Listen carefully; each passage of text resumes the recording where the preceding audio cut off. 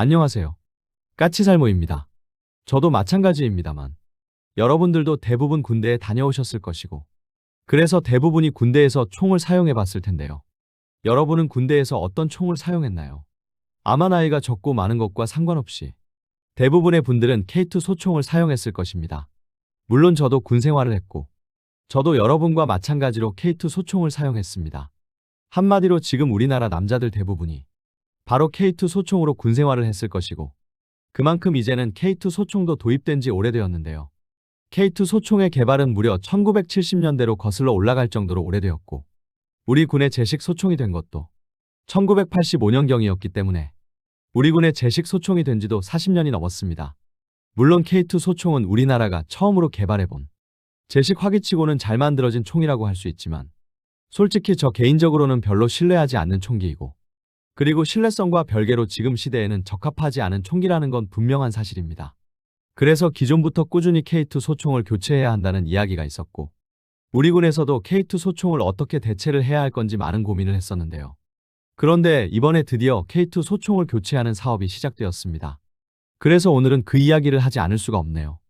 그 전에 앞서서 지금 미국의 트럼프가 기자회견을 한다고 해서 사람들이 이란 전쟁이 끝나나 하고 잔뜩 기대를 했다가 트럼프가 전쟁을 앞으로 2에서 3주를 더 한다고 해서 엄청나게 실망을 하고 있는데요. 그래서 지금 미국을 뺀 40여 개국이 모여서 호르무즈 해협에 대한 문제를 논의하기 시작을 한 상태입니다. 그러면서 지금 과연 이제는 미국이 지상군을 투입할 것인가가 관심사인데요. 여러분이 보기에는 어떨 것 같나요? 미국이 지상군을 투입할 거라고 생각을 하시나요? 제가 보기에는 아마 이번에 하르그 섬을 비롯한 이란의 주요 핵심 섬을 점령하는 지상작전을 미국이 할 거라고 생각을 합니다. 특히 이란의 석유 정제시설 90%가 모여있는 하르그 섬보다는 호르무즈 해협에 있는 핵심 섬들을 점령하는 작전을 하지 않을까 하는데요. 여러분이 보기에는 미국이 앞으로 어떤 식의 작전을 할 거라고 보시나요? 그리고 얼마 전에 패트리어트 미사일의 공급 지연으로 인해서 스위스가 우리 엘셈에 관심을 보이고 있다고 제가 소식을 전하기도 했는데요. 이번에 스위스는 아예 미국의 패트리어트 도입을 취소할 거라는 소식이 나왔네요.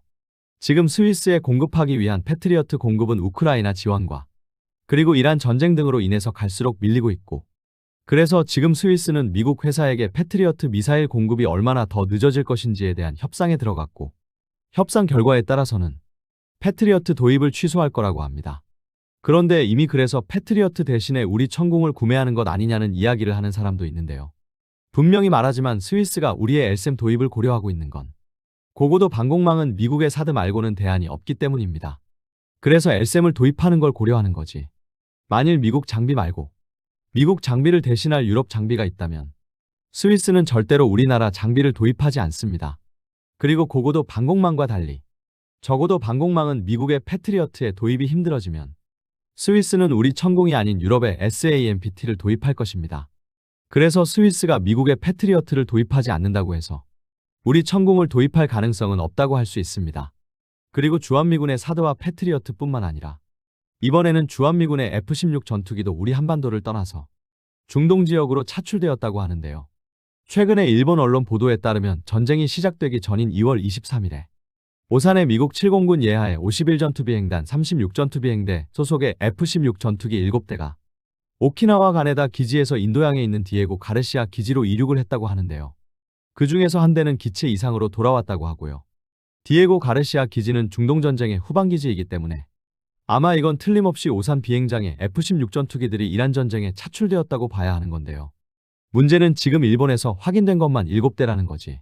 몇 대의 F-16이 차출되었는지는 확인도 안 되고 주한미군에 문의를 해도 주한미군도 답을 해주지 않는다는 점입니다.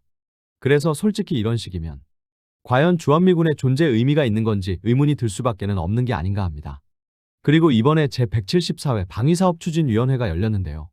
이번에 의결된 안건을 보면 우선 원래 2031년 전력화 예정이었던 LAMD의 전력화 시기를 2029년으로 앞당기기로 했다고 합니다. 아마 대부분의 사람들이 LAMD가 무엇인지는 다들 아실 텐데요. 그래도 모르는 분들을 위해서 간략하게 설명을 하자면 LAMD는 한국판 아이언돔이라고 불리는 시스템으로 북한의 장사정포, 그 중에서도 대구경 다련장포를 방어하기 위한 시스템으로 우리나라에서 사용하고 있는 천마 대공미사일을 대신해서 앞으로 우리나라의 하층 방공망을 담당하게 될 시스템입니다.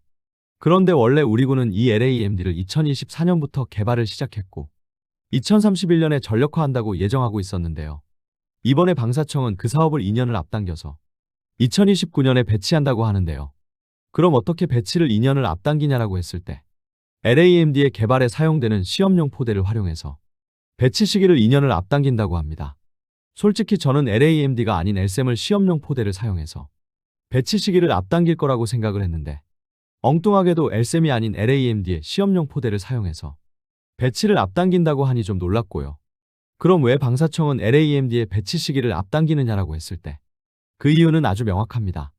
이번에 이란 전쟁에서 미국과 그 우방들은 이란의 무인기를 방어하기 위해서 막대한 수량의 패트리어트를 사용했는데요. 그래서 이게 상당히 문제가 되었습니다. 그래서 지금 중동의 여러 나라들이 이란의 드론을 방어하기 위해서 우크라이나로부터 드론 요격용 드론을 도입한다고 하는데요. 제가 여러 번 이야기했지만 드론 요격용 드론은 드론을 방어하는 최하층 방공망이고 그래서 바로 이란의 드론이 최하층 방공망에 도달하기 전에 미사일로 우선 요격을 할 필요가 있다고 이야기했는데요. 문제는 지금 미국은 그런 용도로 사용하는 미사일이 패트리어트이고 패트리어트는 발당 가격이 너무 비싸서 문제라고 이야기되고 있는데요. 그래서 제가 염가형 미사일이 필요하다고 이야기했습니다. 바로 이 문제 때문에 우리 군은 북한이 이란과 같은 방법을 사용했을 때 우리 군이 보유한 패트리어트나 천궁을 북한의 드론을 방어하는 데 사용하는 게 아닌 LAMD를 드론을 방어하는 데 사용하려고 하는 것입니다.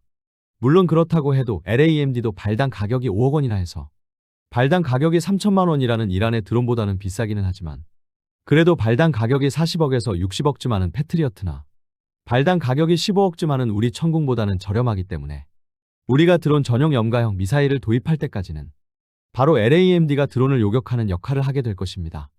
물론 LAMD의 주목적은 북한의 장사정포와 그리고 순항미사일을 방어하는 것이지만 우선은 드론 요격에도 사용될 것입니다. 물론 우리는 천광 레이저, 대공무기 등을 드론 요격에 사용하겠지만 어차피 천광이나 비호복합 같은 무기는 북한의 드론을 방어하는 최하층 방공망이고 이런 최하층 방공망에 도달하기 전에 중간 단계에서 북한의 드론을 요격할 수 있는 요격용 미사일이 필요하고 우선은 우리나라에서는 바로 LAMD가 그 역할을 하게 됩니다. 그리고 이번 방추위에서는 LAMD와 함께 드디어 SM-3 미사일을 도입하는 사업도 의결을 했는데요.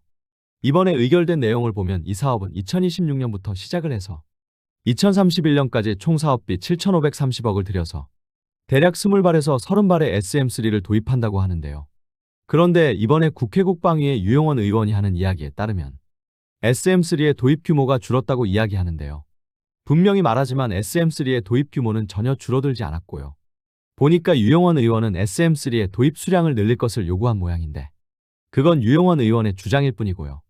원래 이 사업은 전 정부 시절부터 시작된 사업으로 그 당시에도 대략 8천억 원 정도의 예산으로 SM-3 미사일을 20발에서 30발을 도입하는 사업이었습니다. 그래서 현 정부에서도 SM-3의 도입 수량을 전혀 늘리지도 않았고 줄이지도 않았습니다. 오히려 문제가 되는 건 바로 SM-3의 도입 시기인데요. 결론은 SM-3는 올해부터 사업을 시작해서 2031년까지 사업을 한다는 이야기로 실제로 미사일이 도입되어서 배치되는 시기는 2031년입니다. 그런데 이게 왜 문제이냐면 문제는 우리 LSM의 배치가 내년인 2027년부터 시작을 해서 2030년경에는 4개 포대 전체가 배치된다는 점이고 LSM-2의 개발이 빠르면 2029년에 끝나고 배치 완료가 2035년이라는 점입니다. 원래 우리가 SM-3 도입 사업을 처음 추진했을 때는 그 목적이 바로 LSM-2의 배치가 이루어지기 전에 그 공백기를 메꾸는 역할이라고 했는데요. 지금은 SM-3와 LSM-2의 배치 시기는 거의 차이가 나지 않고 있고 그래서 지금은 솔직히 SM-3를 도입하는 의미가 없다고도 할 수 있습니다. 지금 시점에서는 우리의 LSM-2가 배치가 이루어지면 최소한 SM-3는 우리나라에서 존재할 이유 자체가 없습니다. 물론 일각에서는 여전히 SM-3로 북한의 탄도미사일의 상승 단계를 요격할 수 있다는 주장을 하지만 그건 우리의 이지스함들이 북한 해역에 가까이 접근했을 때나 가능한 이야기이고 지금처럼 우리나라 해역에 배치되어 있어서는 절대로 북한의 탄도미사일을 상승 단계에서 요격한다는 건 있을 수 없는 일입니다. 그래서 지금 시점에서는 우리가 굳이 왜 SM-3를 도입해야 하는지도 의문이고요.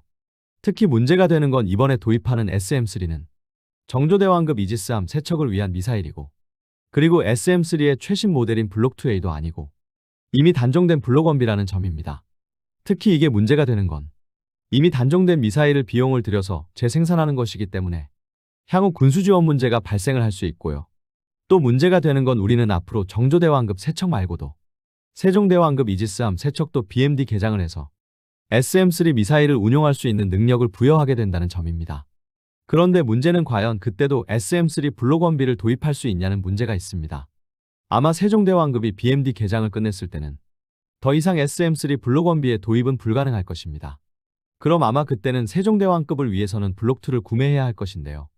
블록2는 발당 가격이 400억이 넘는다고 하고 가격도 문제이지만 우리가 도입하는 SM-3는 소량에 불과한데 우리가 보유한 이지스함들이 절반씩 다른 종류의 SM-3를 운용하는 것도 문제가 될 것입니다. 그래서 우리 이지스함들의 SM-3 도입은 문제가 많다고 볼 수 있습니다. 물론 우리의 이지스함들이 SM-3를 운용할 수 있는 BMD 능력이 있기 때문에 소량이나마 SM-3를 도입해야 하는 입장도 알겠지만 과연 SM-3가 우리 해군에서 제 역할을 할지도 의문이고요. 특히 이미 우리 해군은 미국에게 우리 이지스함의 CC 능력, 그러니까 합동교전 능력을 부여하는 걸 요구했지만 미국은 우리 이지스함에 대한 CC 능력 부여를 거부했다는 점입니다. 그리고 그건 당연한 것입니다.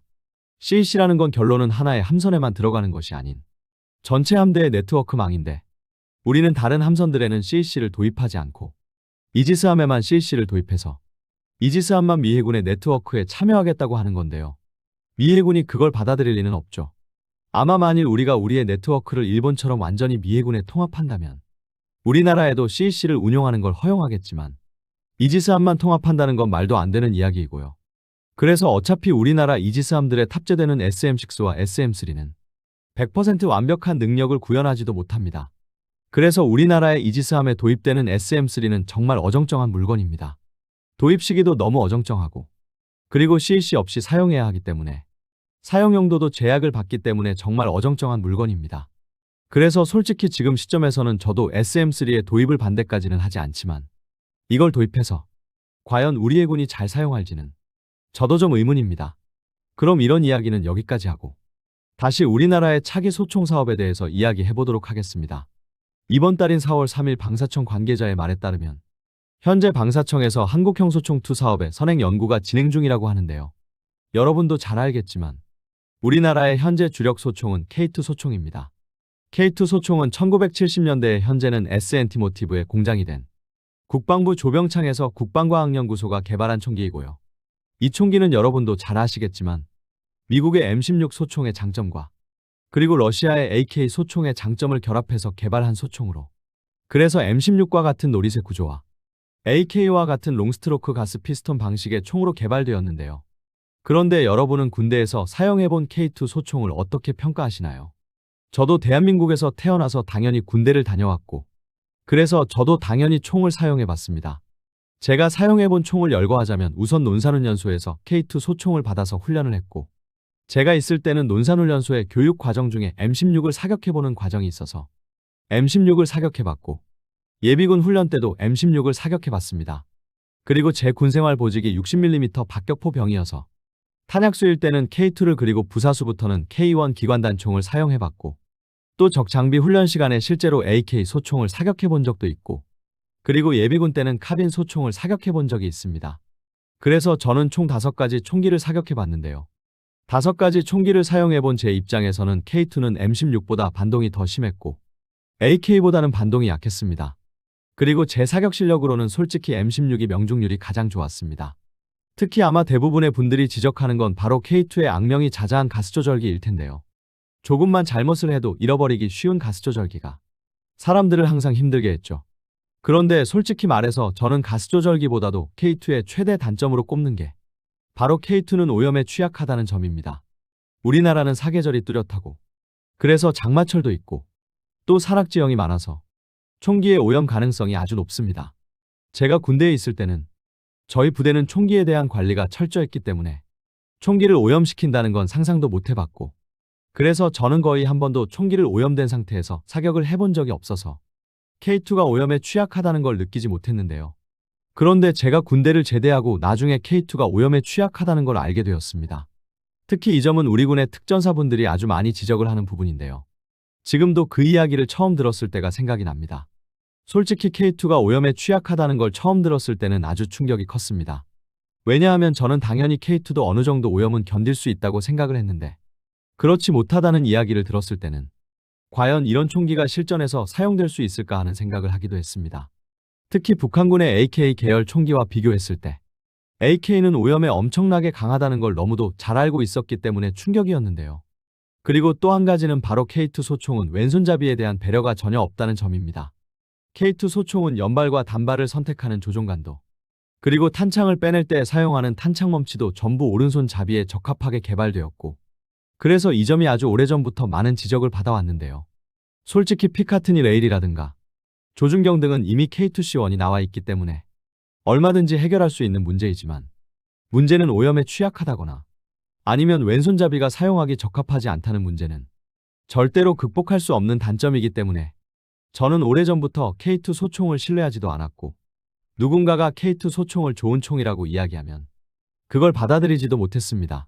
그런데 이런 문제점은 누구보다도 우리 군도 아주 절실하게 느끼고 있었고, 그래서 오래전부터 K2 소총의 교체를 고려하기도 했습니다.